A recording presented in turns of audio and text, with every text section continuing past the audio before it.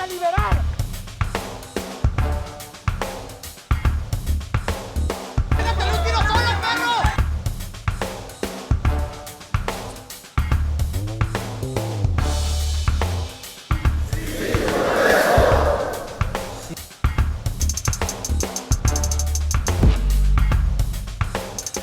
Buenas noches, bienvenidos y bienvenidas a Con Todo Respeto, el programa de análisis y discusión del Canal 44, aquí desde la Universidad de Guadalajara.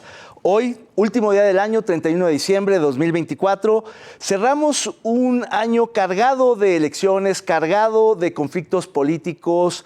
Fue un año de muchísima concurrencia en las urnas y de un vaciamiento de las democracias en todo el mundo.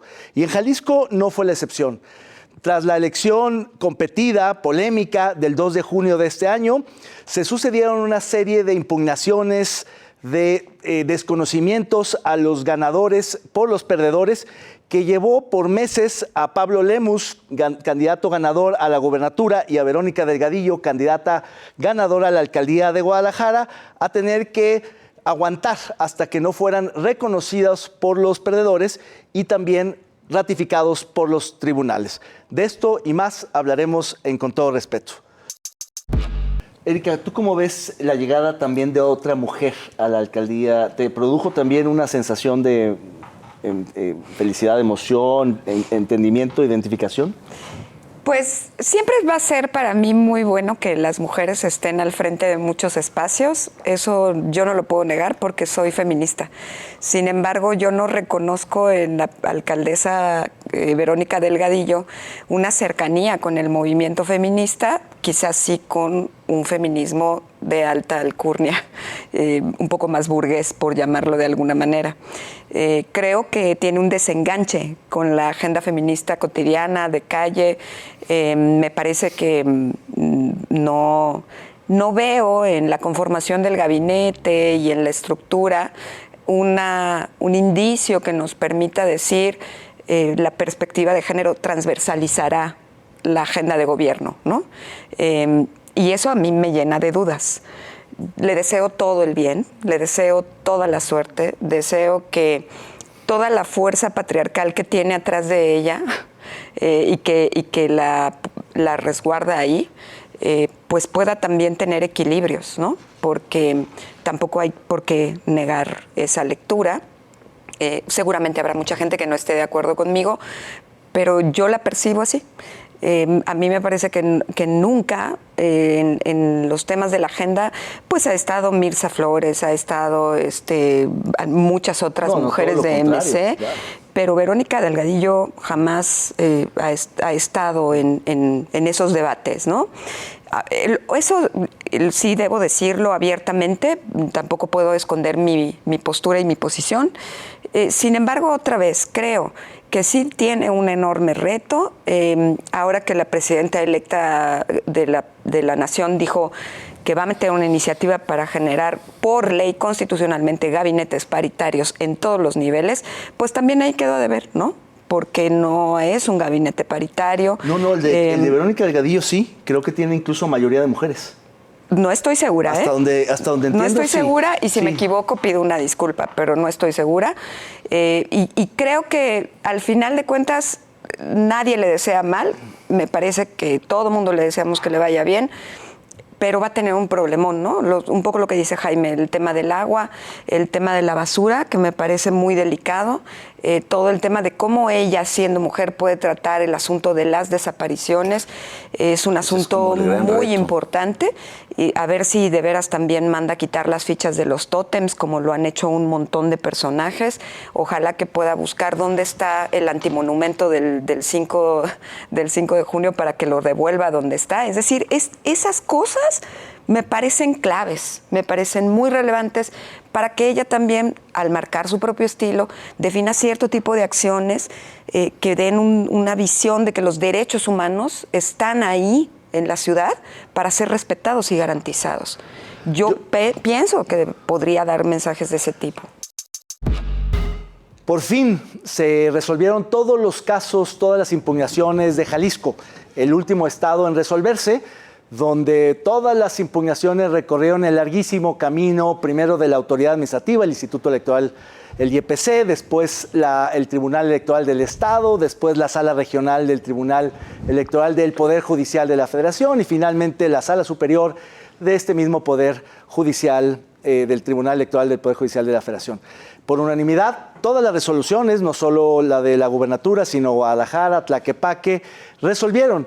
Y quizá la resolución más interesante de todas estas, que más o menos se esperaban que vinieran de la manera en que se resolvieron, sea la de este diputado o diputada que le quitaron al PRI para dárselo al Partido Verde en un ajuste de las asignaciones de los diputados plurinominales, donde se desempata el Congreso.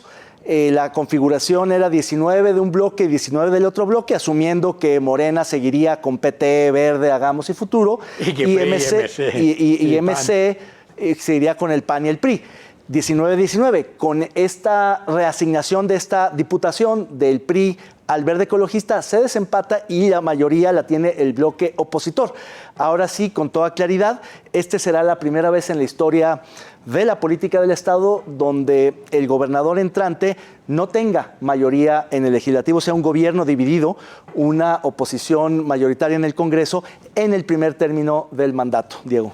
Sí, a ver, por un lado creo que la resolución sobre la gobernatura lo hacen suficientemente a tiempo, no la llevan hasta diciembre, lo cual creo que aliviana mucho al gobernador electo Pablo Lemus, que ya puede empezar a operar, digamos, ahora sí como gobernador electo, ¿no? Y le da con mucha estabilidad y certeza al Estado. Por otro, también llama la atención lo que dicen los magistrados de lo mal presentada que estuvo la demanda, ¿no? Es decir, la desecha por completamente pues muy improcedente. al estilo Morena, Jalisco, ¿no? Sí. En donde todo es un desastre. Sí, me sorprendió, no esperaba que estuviera tan mal, ¿no? Claro. O sea, que pensé que había más argumentos en el entendido de que todo lo que habían hecho de las demandas había sido crecer una situación inexistente, ¿no? Y en el caso del Congreso me parece que sí, bueno, por un lado desequilibra, ¿no? Eso le sube el costo a Pablo Lemus de la negociación con el PRI, con el PAN, porque ahora necesita conseguir dos del otro lado, ¿no? No uno, necesita dos para desempatar. Y eso va a hacer que tenga que negociar con una fracción. Puede ser la del Verde, puede ser la del propio Hagamos, puede ser la de pues el PT. La de Futuro, ¿no? PT. Es decir, hay que ver con quién va a negociar, pero mantener en el redil al PAN y al PRI le va a costar más caro. Así es. ¿Tú cómo estás viendo ya el fin del proceso electoral, Sonia? Me parece que Morena cometió muchísimos errores desde la designación de candidatos, luego una campaña que también fue desastrosa, que nunca logró conectar con los jaliscienses y luego cierran con broche de oro el tema de la impugnación. No puede ser que lo que señalaba el magistrado, no puedes ni siquiera llevar una copia certificada y pongas como prueba ligas a una página de internet, ¿no? Creo que cuando quieres acreditar esto, pues te llevas un notario, abres la liga, tomas video o lo que sea y el notario te certifica que eso existe, ¿no? No te puedes arriesgar a que la liga que pusiste con una letra, una coma, lo que sea, ya no puedas acceder a un determinado sitio. Muchos errores pero bueno, al final ya creo que por la tranquilidad del Estado lo bueno es que, como bien menciona Diego, se resuelve con tiempo. No será, me parece, una administración sencilla para Pablo Lemus por todo lo que ya hemos platicado durante mucho tiempo. Recibe un Estado muy endeudado, su margen de deuda va a ser mínimo, con muchos compromisos de pago. Para cumplir con los compromisos que él asumió en la campaña, pues tendrá que sacar cuentas, por ejemplo, si viene la línea 5 de Tren Ligero, que tendrá que ser financiamiento público-privado, no veo otra opción, a menos que logre convencer a Claudia Sheinbaum de que Jalisco no puede asumir otro compromiso como ese, porque ya la línea 4 dejará muy apretado el pago. Y va a ser muy deficitaria. Exactamente, entonces me parece que no tendrá una administración sencilla, que tiene que calcular muy bien los pasos que da. Ya dio su primer tropezón con el tema de la Secretaría de Inteligencia y Búsqueda, que quizá podría haber sido su gesto más amable hacia los colectivos, y por un detalle de formas lo deja ir, o sea, deja ir esa posibilidad. No le costaba nada haber convocado a los colectivos, decirles, esta es mi propuesta, vamos aprobando la creación de la Secretaría y después nos sentamos ya en forma a tallar el lápiz y a ver qué es lo que necesitamos. Me parece que tendrá que ser muy cuidadoso Lemus en esto, y más con un Congreso en el que no tendrá la mayoría, ¿no? A mí me gustaría regresar rápidamente al tema del fallo de las distintas instancias sobre las impugnaciones, en particular sobre Guadalajara y Jalisco, porque si bien los magistrados decidieron no entrar al fondo del asunto por lo mal presentado de la demanda de la impugnación, en realidad sí hubo lectores entre asesores, colaboradores y asesores externos del fondo de las impugnaciones, y en realidad tampoco traían nada. El problema tuvo que ver con que nunca hubo el fraude que se acusó que ocurrió. Y eso me parece que no debería de dejarse pasar como si fuera algo que exageraron, mintieron, inventaron cosas, pero pues ya, se resolvió. No, yo creo que hay un daño hecho. Y lo hemos discutido en estas semanas, en estos meses, donde buena parte de la opinión pública, y me consta porque alumnos, comentaristas, gente, de pronto dice, oye, se robaron la elección, hubo fraude, qué cochinero, y no fue tal. Es decir, si 22 funcionarios electorales en distintas instancias votaron de forma unánime en el mismo sentido y todos desecharon absolutamente todas las pruebas, pues alguien sí se equivocó aquí, y yo creo que sí habría que hacerse cargo de ello, que haya consecuencias para quienes señalaron esto y sí se resarce el daño. Porque, me parece un poco exagerado de tu parte. No, el exagerado es haber dicho que fue un cochinero y que no resultara ser, en todos los procesos electorales pasa eso. No, pero eso, el daño está hecho. Hay muchos procesos electorales que son impugnados y van hasta la última instancia. No es la primera elección de gubernatura. Ramírez Acuña contra Jorge Arana. Un día antes se resolvió. El que llevó el proceso hasta el límite fue Enrique Ibarra. Bueno, es que Enrique Ibarra viene de esa tradición, justamente.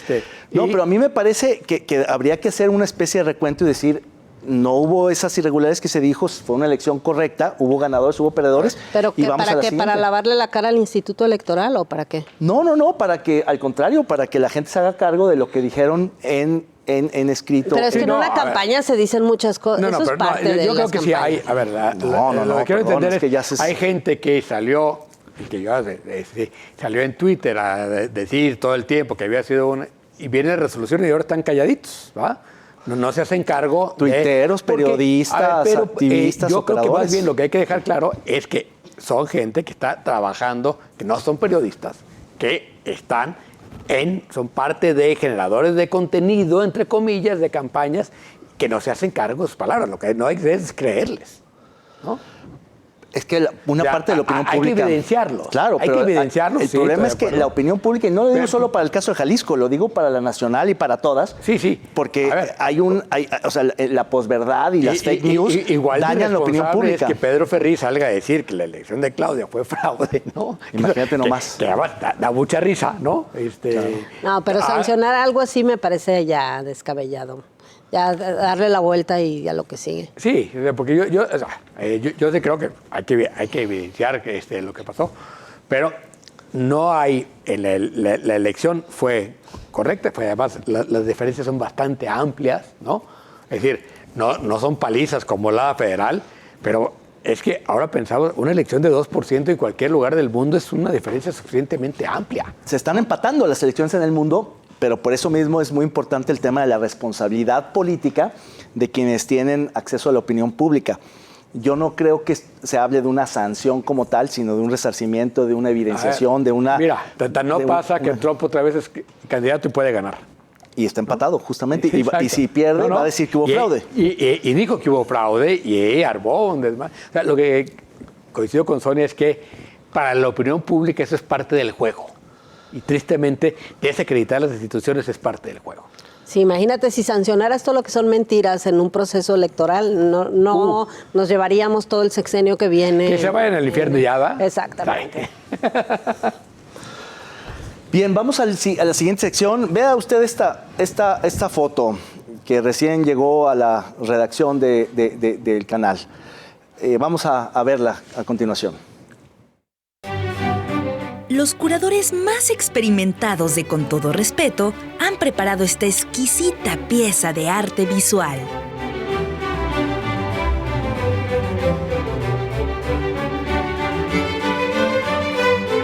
Pues hay el gobernador en el CODE. No es en el CODE. ¿Cómo ¡Ole! le ponen? ¿Cómo le Con su chamarrita del Madrid. Esa es la chamarrita del Madrid, ¿verdad? Sí, Yo le voy a claro. poner... Usted, póngale el nombre. Adelante. Pues ahí tiene al gobernador en el Comude. No, ¿dónde estará? ¿Cómo le ponen, qué nombre le ponen ahí al gobernador con su chamarra del Madrid? Yo le voy a poner el Cerca de su entrenador casa. del Me Vale Madrid. Del Madrid. ¿Tú, Sonia? Yo, ¿cuál inseguridad en Madrid? En Madrid. Yo le pondría Happy, uno de los legados del gobernador, Happylandia. Happylandia. Sí, qué bonito está el estado, ¿va? Qué tranquilo, Claro. se ve Puedes todo. ir al parque con tu hija. Sí, sin problema. Y ¿no? subirla al columpio. Sí. No hay ningún problema. Solo los que quieren hacer daño, como señalando A los el que tema de la quieren que le percepción. vaya mal a Jalisco. Claro. A los que Yo creo que él no quiere que la vaya para Jalisco, ¿va? No, por eso está en el exilio. Ya muy pronto termina su gestión el gobernador Enrique Alfaro y con esto cerramos este bloque y volvemos en un momento. Seguimos Con Todo Respeto. No le cambien.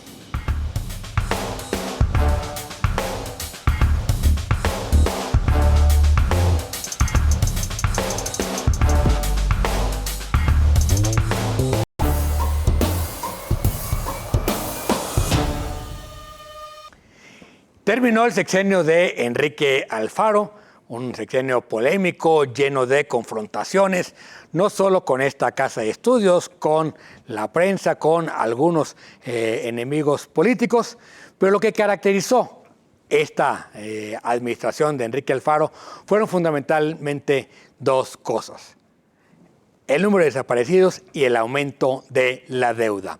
La deuda pública aumentó 75% en el sexenio de Enrique Alfaro y esto es lo que hablamos aquí en Con Todo Respeto.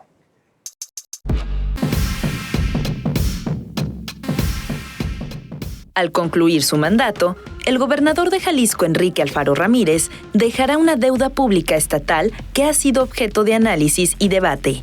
Según datos de la Secretaría de Hacienda y Crédito Público, la deuda de Jalisco aumentó un 75% durante su administración, pasando de 18.193 millones de pesos en diciembre de 2018 a 31.771 millones de pesos al tercer trimestre de 2023. Este incremento posiciona a Jalisco como la séptima entidad con mayores pasivos en el país. Ahí está la deuda pública de Jalisco, 63% más, en realidad es lo que dejó o hereda Enrique Alfaro a Pablo Lemus. Y esto lo que representa, bueno, son compromisos de las arcas públicas para pagar estos créditos. Recuerdo en 2012, cuando sale Emilio González Márquez y Aristóteles Sandoval va entrando, lo que dice Enrique Alfaro en una rueda de prensa, después de haber perdido la elección, están hipotecando el futuro de Jalisco porque el nuevo gobierno va a solicitar deuda. Durante su campaña, él promete no endeudar al Estado. Hubo circunstancias especiales, ciertamente, el COVID-19 y otros desafíos que enfrentó el Estado que hicieron que se solicitara préstamos a la banca comercial. Y bueno, pero esta no es la única deuda y me gustaría que para hablar un poco más de esto, Sonia Serrano ha hecho unos trabajos interesantes en NTR sobre los compromisos, no solamente que deja el gobernador actual Enrique Alfaro de deuda pública, sino también de otros proyectos y pagos multianuales que convierten en prácticamente un escándalo la cantidad de dinero que tendrá que pagar tanto Pablo Lemus como las próximas administraciones. Sonia.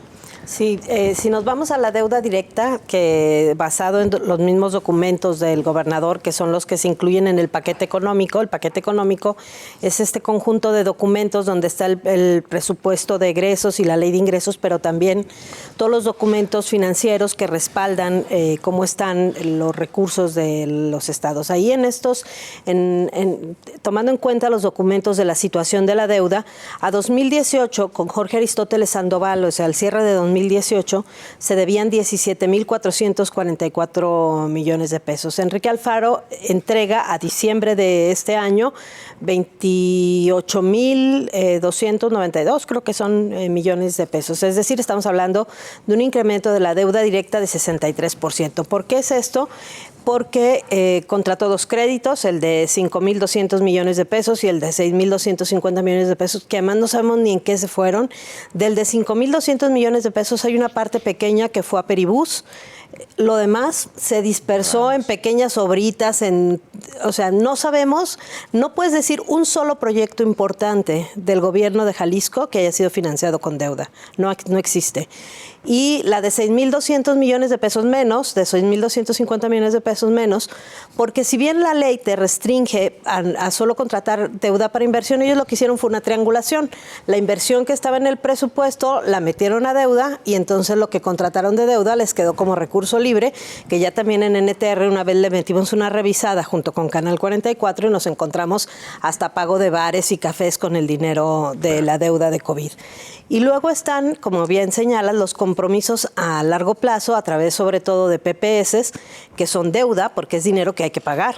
Claro. Y ahí hay otros 45,000 millones de pesos, de tal manera que entre la deuda directa y los compromisos a pagar estamos hablando de más de 73,000 millones de pesos que le dejará Enrique Alfaro a los próximos gobernadores. ¿Dónde están esos PPS? En línea 4, que son más de 21,000 millones de pesos. En la planta de tratamiento de aguas residuales del Ahogado, que son 7,000 y tantos millones de pesos. De hecho, vamos a pagar más de la ampliación de la planta que de la construcción de la planta en su momento. Y por la operación, porque hay que recordar que la inversión se hizo con recursos públicos. En realidad, lo que le vamos a pagar a la empresa es la operación y va a salir más cara que la obra y que la propia ampliación. Y otra serie de contratos en el Instituto de Cancerología, etcétera, que suman esta cantidad de 45,000 millones.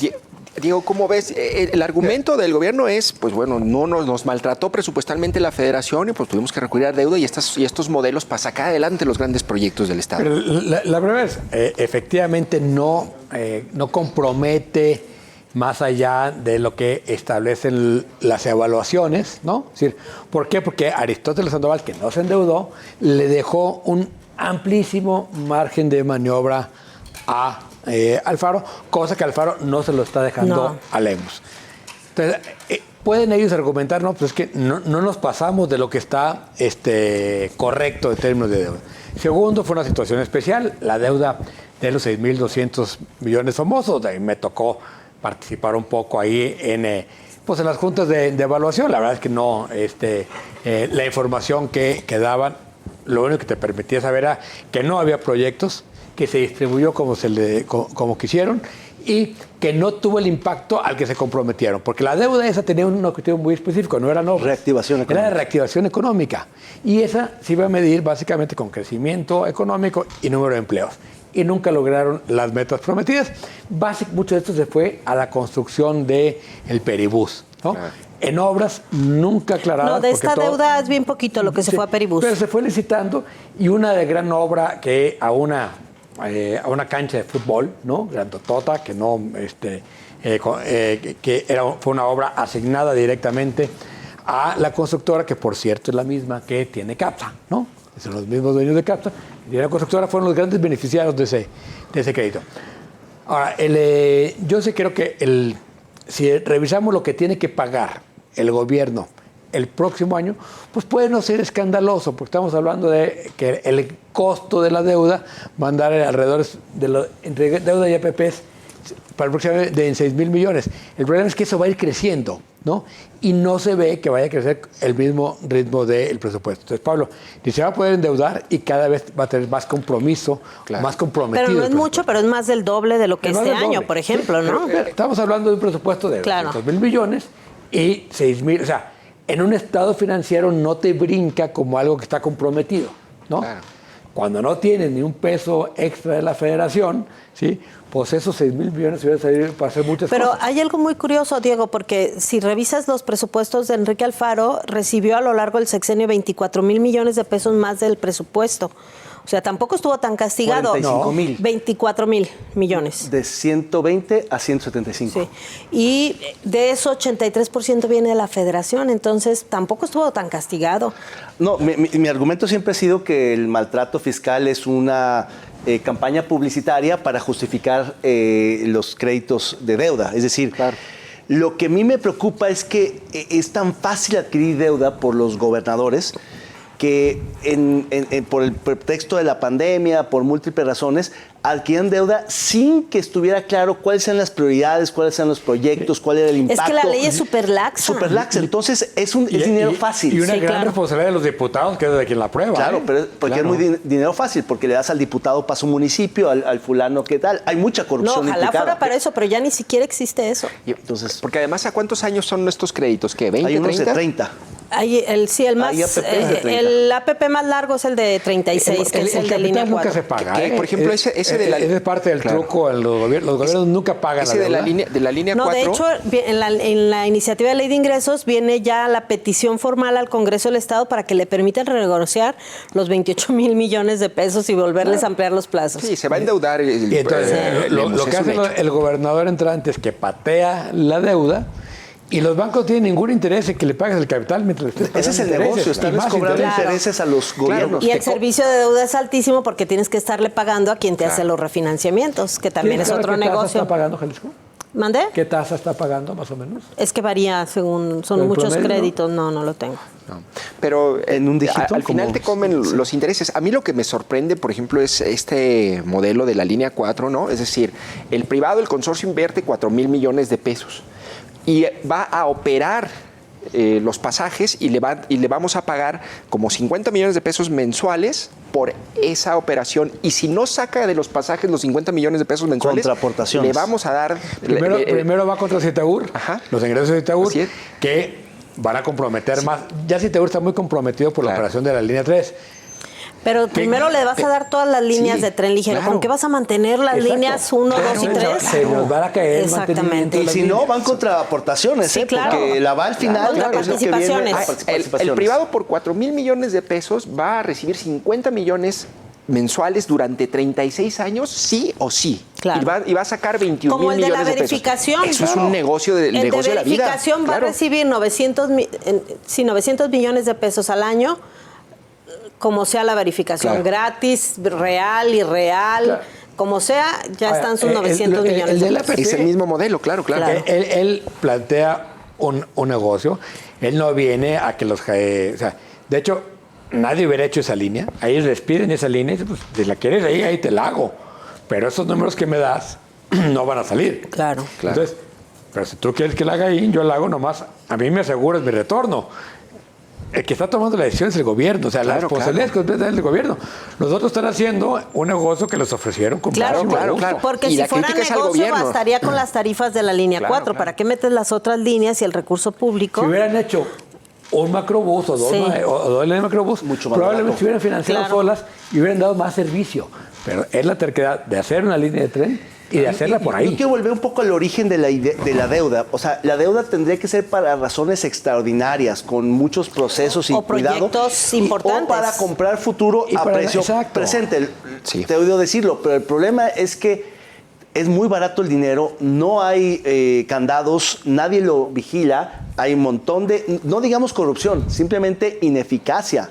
Es decir, no se sabe bien cuál es el impacto real. Entonces termina pulverizándose en un montón de obras y se convierte para efectos prácticos en gasto corriente. Y no evaluable. Entonces no evaluable. Y no hay un esfuerzo real de la tesorería de finanzas por revisar las áreas, adelgazar gasto corriente, gasto operativo, ver dónde puedes sacar, eficientar procesos eso no se toca porque Y hay además no se intereses. audita. No se audita prácticamente. No entran a la auditoría. El problema es que esto es un barril sin Pero fondo, Pablo ¿no? Lemos es un gran promotor de la auditoría independiente, ¿no?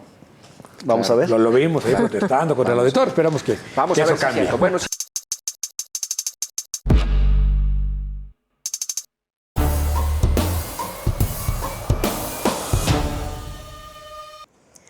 En Jalisco, finalmente, los diputados aprobaron la despenalización del aborto, es decir, ya en el Código Penal del Estado se retiraron los puntos que señalaban que una mujer cuando accede a la interrupción del embarazo puede ir a la cárcel, así como quien pueda asistirla en esto. Sin embargo, para quienes están en el movimiento feminista, esto sigue siendo insuficiente porque la despenalización del aborto no significa que se garantice el acceso a la interrupción legal del embarazo en condiciones en que la mujer tenga derecho a la salud. Esa es la parte que sigue pendiente y bueno, esto fue lo que hablamos acerca de este tema.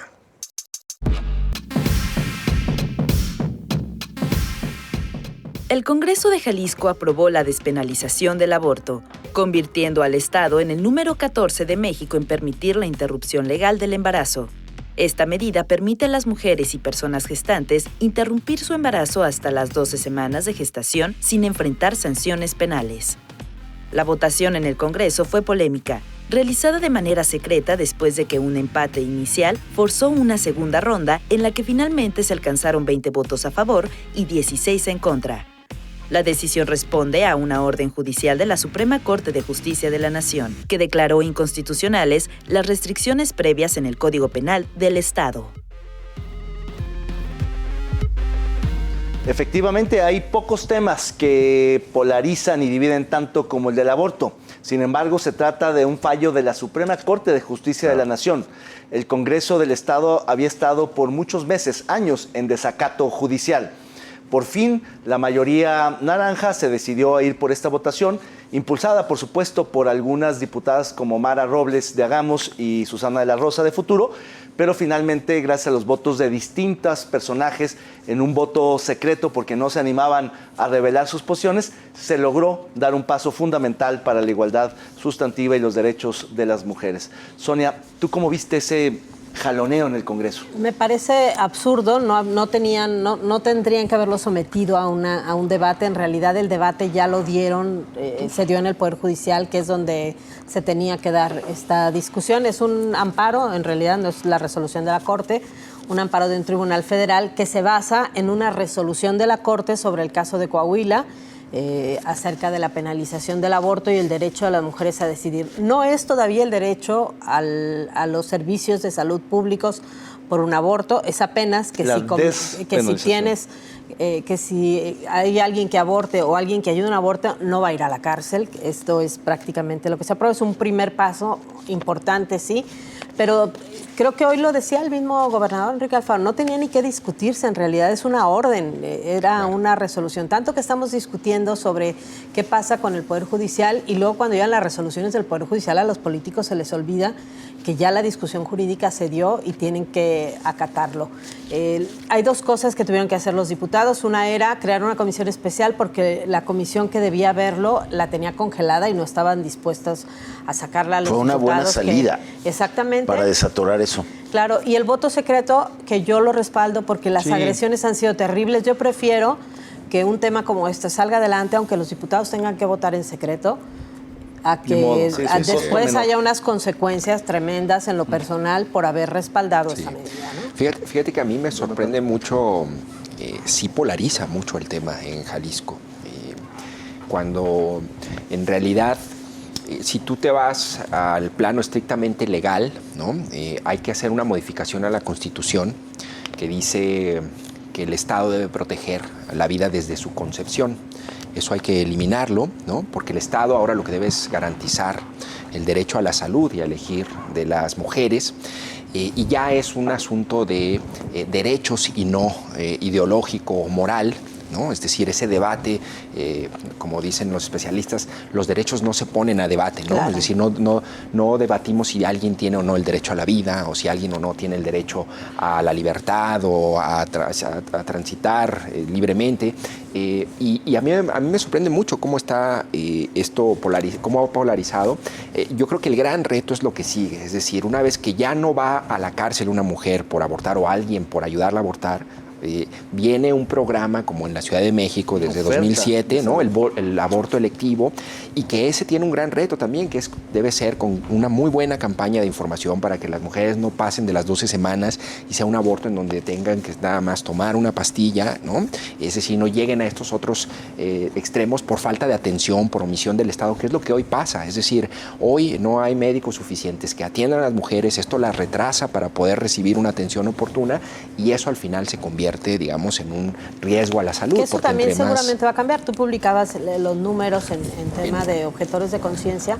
Eso va a tener que impresionante. cambiar. Claro, Seguramente espero. muchos médicos son objetores de conciencia por miedo a un proceso penal. Claro, claro. Y esperemos que eso pues camine como una política pública adecuada. La verdad es que ¿no? los conceptos de la Corte en la resolución sobre el caso Coahuila son súper interesantes. Hablan de condiciones económicas de la mujer, Claro. del derecho a decidir, de qué puede decidir el Estado o no sobre la vida de las personas. Me parece Claro. que a lo mejor al secretario de Educación le vendría bien echarse esa resolución para que entienda de qué estamos hablando, ¿no? Él ya, o sea, es decir, como funcionario público, él ya no tiene que fijar una postura sobre la vida Claro o no. que no. Él tiene que respetar los derechos que están en el marco legal, en la De Constitución. hecho, la ¿no? Secretaría de Educación, según lineamientos que ha publicado la Secretaría de Igualdad Debe de Sustantiva, difundir eso. que ha Debe.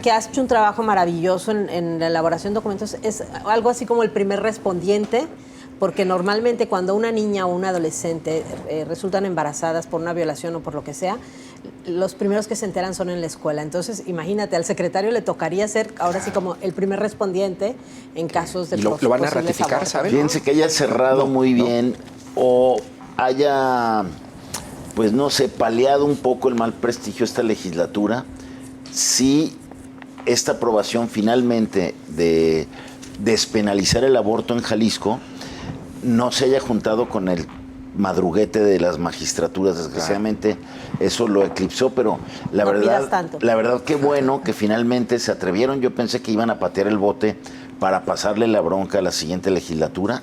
Me parece que hubo un grupo ahí de legisladoras, sobre todo, también de legisladores que insistieron y cumplieron en el último minuto. Muy buen trabajo de Claudia Murguía en la conducción de la Quien sesión. condujo y quien dice, a ver, si esta comisión no quiere porque predominan aquí quienes están en contra, pues hago otra. La verdad, una salida, una operación política muy importante para cumplir con algo que el Congreso estaba desacatando, ¿no? Claro.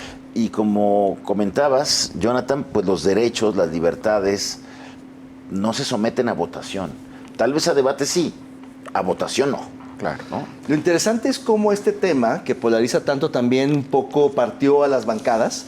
Es interesante el caso del PAN, que creo que en esta buena conducción de Murguía, pero hasta donde sé, algunos panistas votaron a favor y otros en contra.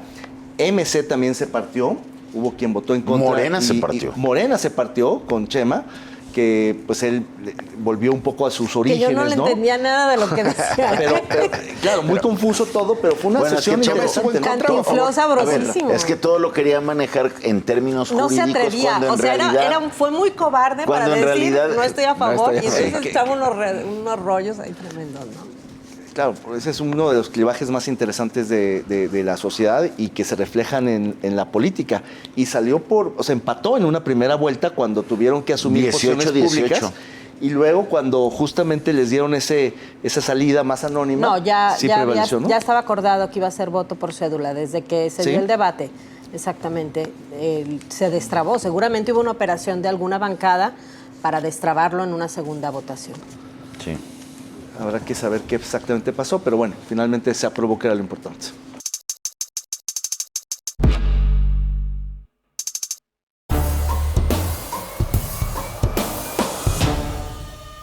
Gracias por continuar con nosotros aquí en Con Todo Respeto. Y bueno, como lo hemos comentado, 2024 fue sin duda un año de transición, de relevos, así como sucedió en la gubernatura del Estado, en la presidencia de la República, en las alcaldías de los municipios del Estado y en esta semana, hace unos días, en el Poder Judicial de Jalisco. También sucedió en la Universidad de Guadalajara, donde se confirmó el momento y el tiempo de mujeres. Por primera vez, una mujer dirigirá las riendas de la Universidad Pública de Jalisco, la Universidad de Guadalajara. Su llegada y sus retos también fueron tema aquí en Con Todo Respeto.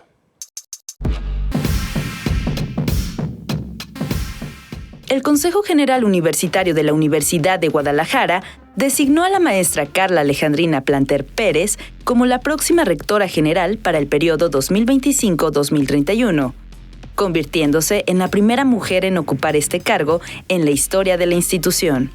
Su elección marca un referente significativo en la UDG, que desde su fundación en 1792 no había tenido a una mujer en la rectoría general.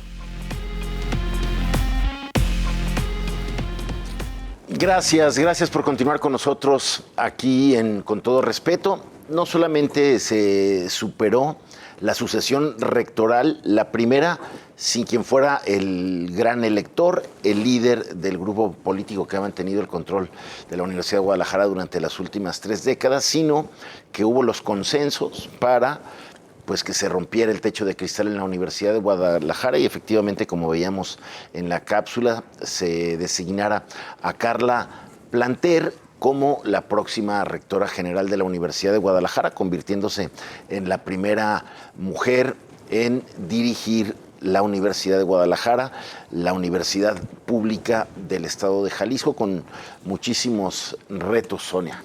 Sí, parecía ya algo ineludible, ¿no?, para la Universidad de Guadalajara, que fue hace algunos años una de las instituciones más señaladas por casos de violencia contra las mujeres, como acoso, dificultades para acceder a espacios, etcétera. Se tuvo que meter de lleno la Universidad de Guadalajara a un proceso para atender esta agenda.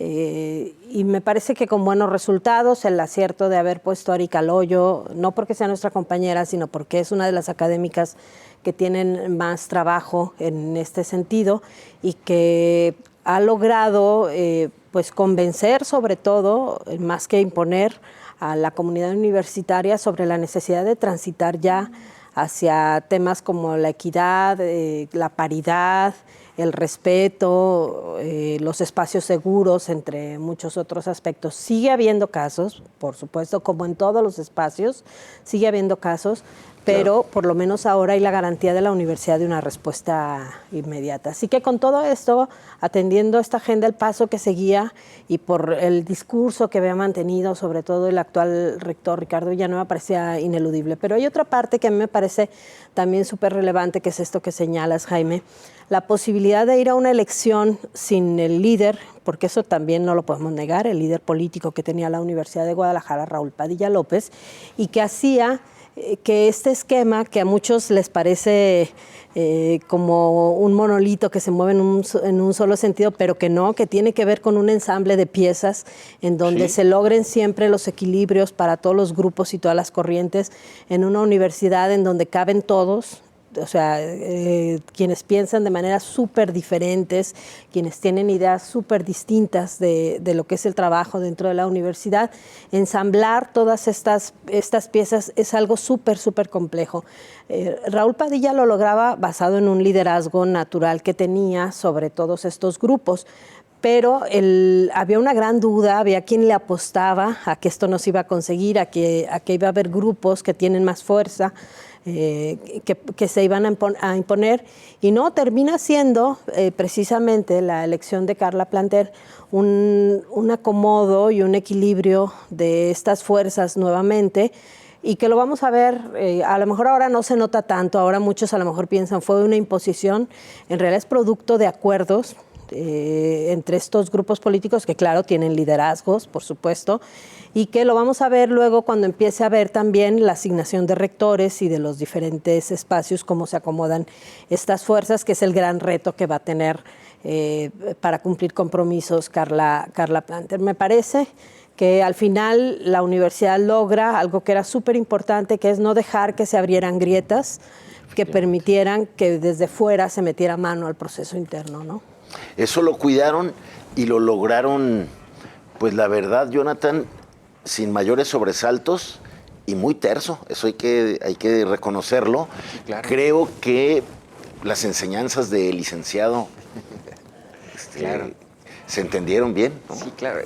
Fíjate que es muy llamativa la unanimidad, ¿no? La sonrisa, la alegría de todos cuando es designada Carla Planter. Incluso todos estaban de durante acuerdo. el proceso, ¿no? Sí, claro, ¿no? Y a mí me parece que es parte, creo, de la disciplina y la visión institucional de distintos grupos políticos, pero que al final los une una misma causa que es la universidad. Pero no hubo unanimidad, porque hubo quien no quiso bajarse porque quiso intentar para saber si convencía. Yo me refiero al hecho posterior, una vez que la designan, ¿no? Es decir, los perdedores le levantan la mano, hay alegría, hay verdaderamente un reconocimiento al triunfo de ella como la nueva líder, ¿no? Es decir, no en el sentido, no en el otro sentido, ¿no? Y eso me parece que también habla de la madurez del grupo o de los grupos políticos al interior de la universidad, que será muy necesaria sobre todo para estos tiempos que vienen en cuanto a políticas federales que no tenemos muy claro por dónde viene la apuesta del gobierno federal de Claudia Sheinbaum con respecto a las autonomías universitarias. Hace un momento hablábamos de los organismos constitucionalmente autónomos, pues bueno, otras de las autonomías que les resultan incómodas a la Cuarta Transformación son la de las universidades, que en cierta medida también son criticables. Muchas se convirtieron en cotos de poder, en cacicazgos. Vimos lo del caso de la Sosa Nostra ya en Hidalgo, el caso, por ejemplo, en Sinaloa, ¿no? Es decir, las autonomías son al mismo tiempo, son como una espada de doble filo en donde pues pueden ofrecer, ¿no?, independencia de cátedra, de pensamiento, autonomía en ese sentido, pero también por otro lado representan ciertos riesgos, ciertos cotos de poder, y lo que no sabemos es cómo se va a comportar en el sexenio Claudia Sheinbaum, este amague que comentábamos en el programa pasado, en donde le baja el presupuesto a la Universidad Nacional Autónoma de México y luego lo corrige, ¿no? No sé si era una prueba o fue en realidad una estrategia para poder negociar nada más subirles lo de la inflación. Entonces, a ver, ahí hay señales y creo que se necesita una rectora con esa solidez, el respaldo de los grupos y la capacidad política para enfrentar los vientos políticos, y otra cosa que a mí me parece fundamental y que está en el plan de trabajo de Carla Planter, y que es cómo sacar de la precariedad laboral a cientos de académicos, ¿no?, y de docentes en la Universidad de Guadalajara, ¿no? Hay un reto enorme allí. El rector actual hizo un trabajo con respecto a las pensiones, y el siguiente paso, que no creo que se resuelva en un rectorado, pero que deben avanzarse hacia allá, es cómo dignificar el trabajo, los ingresos y la labor de los profesores de asignatura en la universidad, ¿no? De hecho, es parte de la oferta, ¿no?, que planteó Carla Planter. El tema tenía como una agenda para los trabajadores de la Universidad de Guadalajara, otra agenda para los maestros, y no se diga una agenda para los estudiantes, pues que es el motivo de ser de la Universidad de Guadalajara. Creo también que el rector saliente, Ricardo Villanueva, que fue el primer rector que no venía del grupo de la FEG, sino es el primer rector que viene de la FEU, del primer organismo estudiantil que desplaza la FEG, en aquel rompimiento entre el grupo UNIFEG y el grupo UDG que encabezó Raúl Padilla, luego de romper con el grupo UNIFEG, pues significó ahí como un cambio generacional que obviamente se consolida con el proceso de sucesión rectoral que acabamos de vivir, y que Ricardo Villanueva creo que conduce bien, incluso pese a haber adelantado los tiempos para una posible inclusión en el equipo de gobierno de la presidenta Claudia Sheinbaum en el tema de educación superior. Si eso se cumple, pues creo que podrían venir buenas condiciones para la Universidad de Guadalajara. Y para las universidades en general, porque parte de lo que se dice que está detrás de esta invitación es precisamente el manejo de las pensiones y el manejo financiero, que podría ser pues la gran apuesta de ordenar para la ¿Y sí estará ya seguro ese puesto para el rector? Pues Parece que sí. El rector dijo, yo ya me voy después de la fila. Exactamente. Después de la fila iba a ser como su cierre. Claro. Bueno, pues ya nos falta poco para comprobar eso. Mientras tanto, vámonos ahora sí al papelón que hizo Alito allá en Uruguay. Veamos. Los curadores más experimentados de Con Todo Respeto han preparado esta exquisita pieza de arte visual. Venimos a visitar al gran Pepe Mujica, aquí en su casa, en Uruguay, gran pueblo Uruguay.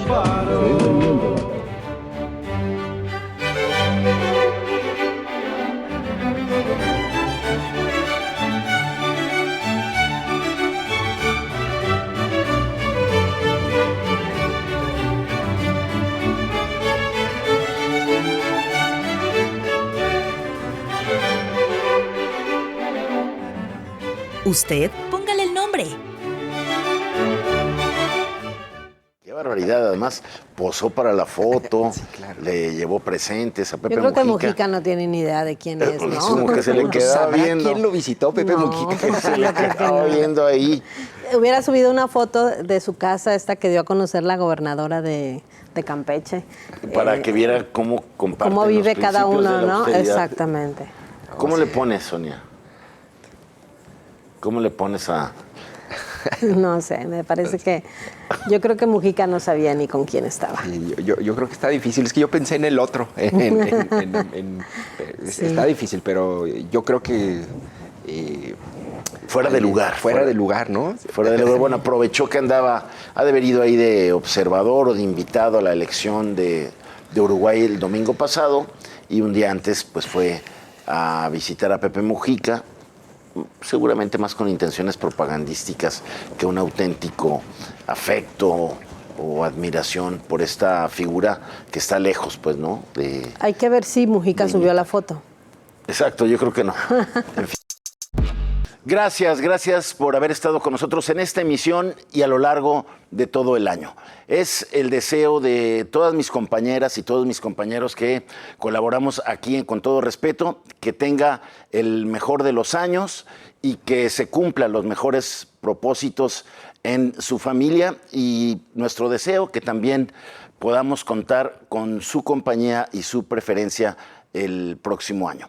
Que tenga muy buenas noches y pues que terminen bien las fiestas decembrinas. Diego, David, Sonia, buenas noches. Feliz año. ¡Hasta liberar!